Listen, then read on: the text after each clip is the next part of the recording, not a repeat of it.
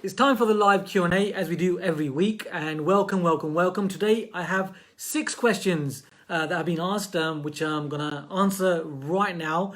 And let's get straight into it. Now, these questions are from our Premier Property community. If you're watching this for the first time, my name is Kam Dovedi. I'm the founder of Premier Property, and I know many of you trust me, and many of you are part of our community already. And if you're new, like what I say, you're very welcome. And let's jump into these 6 questions.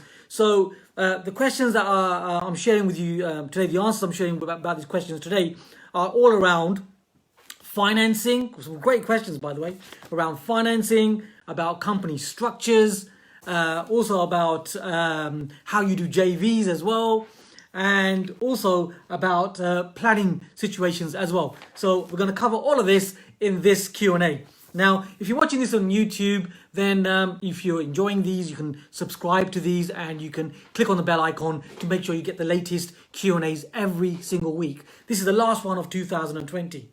And the first question I'm going to go into, I'm going to answer this one first of all, is by Anthony Tate. Now, Anthony has asked one question, but quite rightly, he's asked that one question, but he's actually asked 3 questions within that one question. And they're all around planning. So the first part of his question is, when looking at pubs, the term sui generis implies the use may be transferred to another type of business.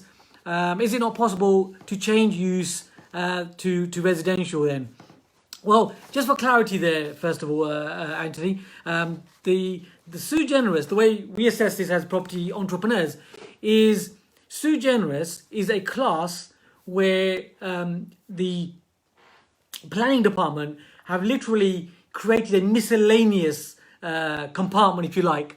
So you got your different classes, you've got your class A1, your A2s, your A3s, your B classes, your Cs and your Ds and your Es. And many of these have actually been repurposed into a class E. And one of these, anything that falls outside of these different classes is all in this, like what I say, this miscellaneous bag of classes, which is known as sui generis. I guess they didn't know where to put them, so they put them all into this one big pot.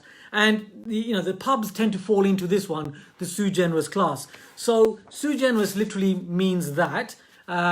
Just for clarity, I hope I'm answering your question correctly, because that's really what that is. And your second part of your question is the rateable value. Once you change it into residential, does the rateable value go?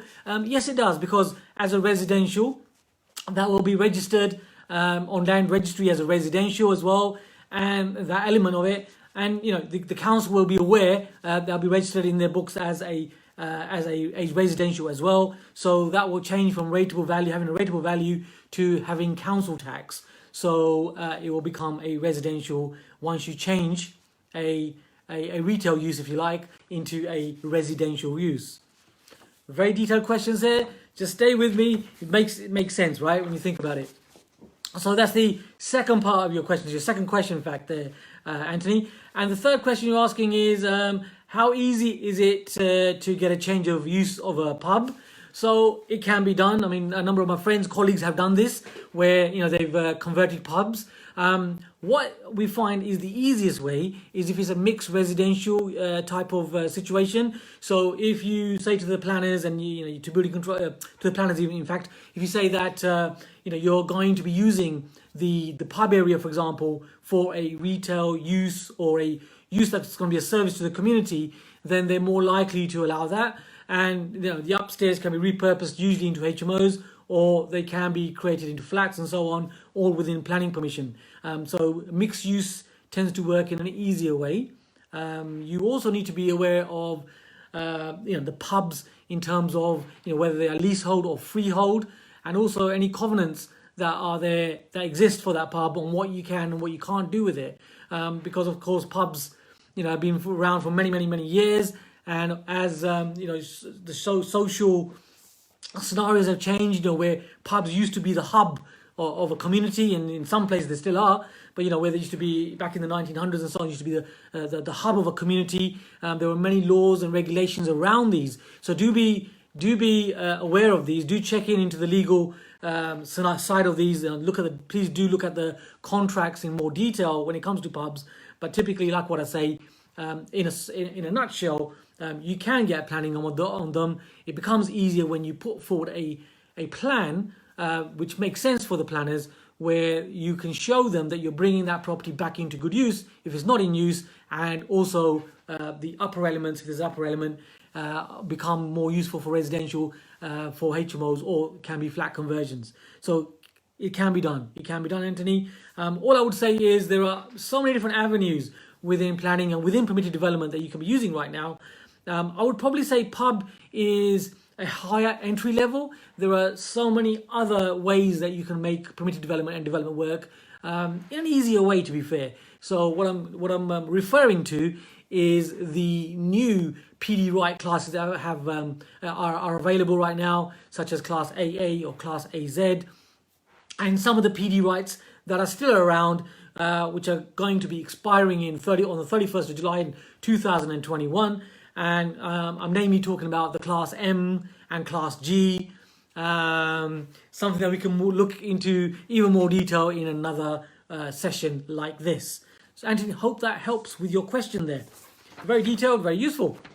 Okay, moving on. Next we have a question here from our Premier Property community here, of course, and this is from a very long question. There's a whole page here of a question by Jason.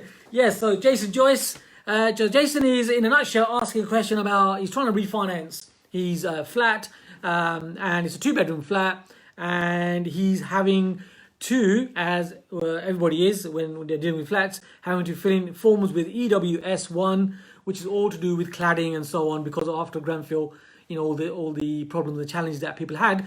Because of that, mortgage lenders are a little bit more wary on that, and they want to do a little bit more due diligence. Now, question being asked here by Jason is saying that he's been declined on some mortgage applications. He's got a really good rate with Barclays Bank, and he's wondering what he should do, how he should do this, because he's concerned that if he goes for a new valuation with Barclays and he wants to capital raise, then they might decline it as well. What to do? What are your thoughts, Cam? So my thoughts for you, Jason, is that think about your game plan. Think about what's really gonna get you a return on your investment. Think about return on investment. The mistake that many people make is they tend to look for the lowest rate when it comes to mortgage rates. And to be fair, that's not really what we look at Premier Property. What we do is we find a product that actually fits what you're wanting to do. It's never about the lowest rate. So we take that out of the equation, because what's the point of a lowest rate if, as you're mentioning, in your asking your question, if a number of lenders aren't going to lend to you? A lower mortgage rate doesn't really mean anything, does it? So what we do is we will find the correct product to fit what you're wanting to be doing right now. So what I would urge you to do is to speak to a good mortgage broker. If you've got one, that's great. If you need one as you're part of our community, let me know, and I can connect you up with someone who is a very good mortgage broker in the field that you're looking to work in, and you will find products. And these products aren't typically going to be your household names. They're not necessarily going to be the Barclays, the Lloyds, the Birmingham Midshires of the world. These are going to be bespoke products, niches, ones that we like. For example, Foundation Home Loans is one of them, just to mention of a number of them. And there's a number of other lenders that will actually look at this, and they will have their own perspective, which allows you to get the deal done. So what we do at Premier Property is that if a rate is 1 or 2% higher, what we assess is what is your return on investment on that. What is your extra gain? That the fact that you can actually do the project, or you can raise the finance to do more with the finance. So we assess it in this way. So thinking about it as an entrepreneur as you are, I would suggest you put your entrepreneur's hat on. And you've already, we know each other so well, we trust each other, and if you put that entrepreneur's hat on and assess the deal in that way, you're gonna get a result. Okay, so another way of thinking there for Jason. So have a think about that. I've mentioned one of the products that we've used. Another one that we've used is Virgin. they're pretty good. NatWest, pre-lockdown, they've been pretty good. Post-lockdown, we haven't used them. I can't give you financial advice, but I'm just sharing with you what we've done. But NatWest, in the past, they've been pretty good with these types of situations. They're not going to be the cheapest, but you will, I'm pretty sure that you'll get the deal. Hope that helps, Jason. Yeah, another way of thinking. So, of course, that's a very nice, long, lengthy question there, and hopefully, you're going to use that information. Brilliant. Moving forward, we have another question here, and this is by Michael. So Michael is asking, wants to understand, when do we use specialist purpose vehicles as acting as an investor? How should you use them in terms of JVs? What do I use the appropriate SIC codes? So I do register a sub company. Number of different questions that are being asked. So I'm going to share with you 3 methods on how we use companies at Premier, so you can make your own informed decision. So one of the reasons that we have companies at Premier is literally not necessarily for tax savings, but for a quality joint venture structure. So a joint venture structure which works where everything is crystal clear.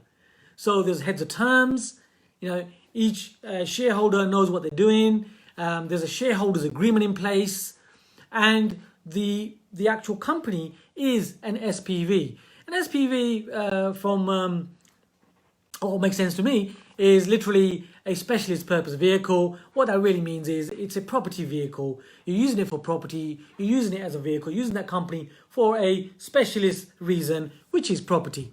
So we'll create this company, and in this company, we'll, like I said, we'll have those joint ventures, partners, and it is literally for clarity is the reason that we're using the company. That's one way of using it. Another way that you can use companies is within the company. Let's say you and I are joint venturing together.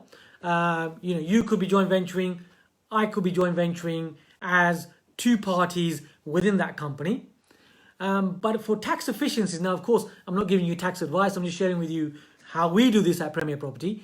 Another way of dealing with this for tax efficiency is rather than you as a person or myself as a person JVing within a company, you can actually have a company yourself, which is JVing with one of our companies.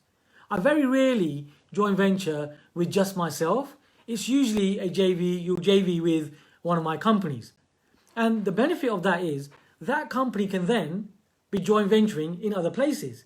It's an entity in itself. Feel free to watch this back. Yeah, you get what I mean. So those companies now are joint venturing. Now, a little bit of an alert, a little bit of a warning. If you're financing through this company, just be aware that sometimes finance companies don't like that structure. Accountants, they love the structure because it makes tax efficient sense. It's a great way of doing business and it really works. But when you're getting lending through that, then lenders will frown upon that sometimes depending on the lender that you're going to. Because remember, that entity is also joint venturing in other places. So lenders don't tend to like that. I know it's a bit of a weird one, right? So accountants love it and lenders will take a view on it. Something to think about. Great question. And the third part I'm going to mention with you is also using specialist purpose vehicles. Your SIC code or your SIC code, the classification for your company, is kind of irrelevant in terms of whether you do it in personal names or whether you do it in a company. Your SIC code literally, in a nutshell, explains what your business is doing. So it doesn't affect really if you're doing it as a sole trader or whether you're doing it in a company. Whatever your business does is exactly what it does. So in property, of course, it's usually 3 things, isn't it? Either you're buying to hold, or you're managing, or you're trading, buying and selling. And they're the 3 SIC codes that you want to be using for these types of structures. But it's irrelevant, like what I say, whether it's a company or not a company. So the SIC code part is fine. And the third way that we use companies is also for the fact of literally using Section 24 to your advantage. So in personal names, you've got the tenant tax for Section 24. Now there are ways of mitigating that. I've covered that on other videos in previous videos. Feel free to check back and have a look at these. Some real solid information in there, exactly what we're doing at Premier Property to mitigate taxation. So feel free to watch this. And also we use company structures. So company structures, there is no Section 24. You can deduct your expenses as in any business according to the rules of company's house, how you can do this normally. So you are allowed to be using companies as a traditional company. So your mortgage interest, your expenses, you can allow them, your letting agent fees, all of those are allowed. So that's the third reason that we have a company structure, to be buying properties and assets in, to make use of these as well. And of course, right now, we've got lower taxation in that as well. So company structures, in this instance, can make sense. Please do get advice from an accountant or a tax advisor. But being the entrepreneur, you'll be bringing this information to them. So some really good questions. And this is the last one in 2020. I don't know about you, or maybe you've been having a few days off as well. I've been having a few days off as well. Just been chilling out and relaxing and, even eating a bit too much chocolate. But we'll be back in 2021, which of course is only next week, right? So we're going to be carrying these on. We're going to be carrying on with the Q&As. And thank you very much for your feedback. And if you haven't subscribed by now, you can subscribe and help us out as well, as our channel is growing. And let's help many people out as well, where they can communicate with us. And I look forward to seeing you in the new year. So have a happy new year, a great 2021 to you, and I'll see you in the new year. It's Kam Dovedi at Premier Property. I'll see you soon. Bye for now.